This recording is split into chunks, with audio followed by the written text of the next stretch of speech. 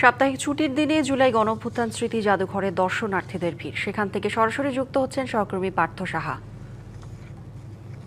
পার্থ, জুলাই স্মৃতি জাদুঘরে কি কি প্রদর্শনী রাখা হয়েছে এবং প্রদর্শনী দেখে আসলে দর্শনার্থীরা কি বলছেন, সব মিলিয়ে জানতে চাই।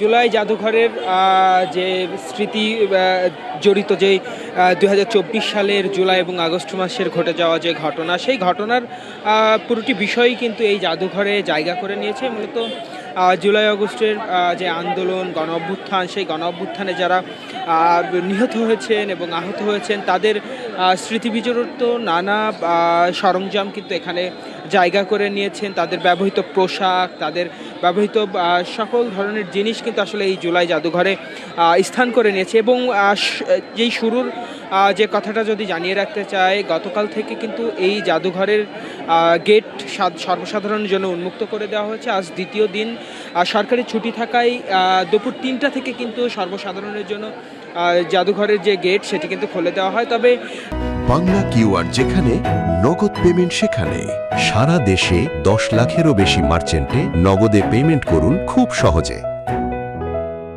তাদের যে ধারণ ক্ষমতা তার থেকে কিন্তু কয়েক গুণ দর্শনার্থীদের ভিড় এখানে লক্ষ্য করা গিয়েছে। যত বেলা গড়িয়েছে ততই কিন্তু দর্শনার্থীরা এখানে এসে অবস্থান করেছেন। এক পর্যায়ে কিন্তু আমরা দেখেছি দর্শনার্থীরা বেশ আক্ষেপ করে আসলে বলছিলেন যে দীর্ঘ সময় লাইনে দাঁড়িয়ে থাকার পরে, অর্থাৎ দীর্ঘ যে লাইন, সে লাইনে দাঁড়িয়ে থাকার পরেও কাঙ্ক্ষিত টিকিট না পাওয়ার যে আক্ষেপ, সেটিও কিন্তু দর্শনার্থী যারা এখানে এসেছেন তারা আমাদের কাছে করেছেন। এবং বলছিলেন যে আইন শৃঙ্খলা যে ব্যবস্থা সেটিও যেন একটু শক্তিশালী করা হয়।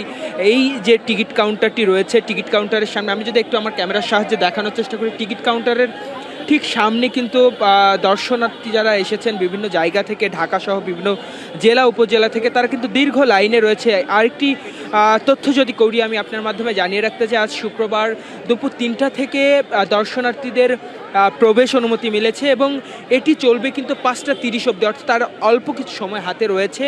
এই সময়ের মধ্যে যেন যে দর্শনার্থী এখানে এসেছেন জাদুঘরে যাবেন এবং জুলাই স্মৃতিবিজড়িত যে জিনিস রয়েছে সেগুলো দেখবেন। এবং সবার কিন্তু যে এখানে আসার উদ্দেশ্যর প্রথম সারিতে কিন্তু রয়েছে পতিত সরকারের ব্যবহৃত একটি লাল টেলিফোন, সেটি দেখার উদ্দেশ্যে কিন্তু বেশিরভাগ দর্শনার্থী এখানে এসেছেন। এবং তারা বলছেন যে টিকিট কাউন্টারে বেশ বিড়ম্বনার শিকার হতে হচ্ছে। এবং আজ শুক্রবার যেহেতু সকাল থেকেই কিন্তু আমরা দেখেছি এখানে দর্শনার্থীদের যে উপচে পড়া ভিড় সেটি কিন্তু আসলে লক্ষ্য করা গিয়েছে। তবে পরবর্তীতে কিন্তু বলা হয়েছিল যে অনলাইনের মাধ্যমে যারা টিকিট সংগ্রহ করেছে তাদের প্রবেশ অনুমতি মিলবে দুপুর 2টা বেজে। তবে তাদেরকেও কিন্তু আসলে দুপুর 2টা নাগাদ আসলে ভিতরে প্রবেশের যে অনুমতি সেটি কিন্তু আসলে দেওয়া হয়নি। তারাও কিন্তু 3টা থেকে প্রবেশ, যে প্রথম স্লট সেই স্লটে প্রবেশ করেছেন এবং শেষ স্লট কিন্তু 5টা 30-এ, অর্থাৎ 5টা 30-এর পরে কিন্তু আর জুলাই জাদুঘরে কেউ প্রবেশ করতে পারবে না। আবার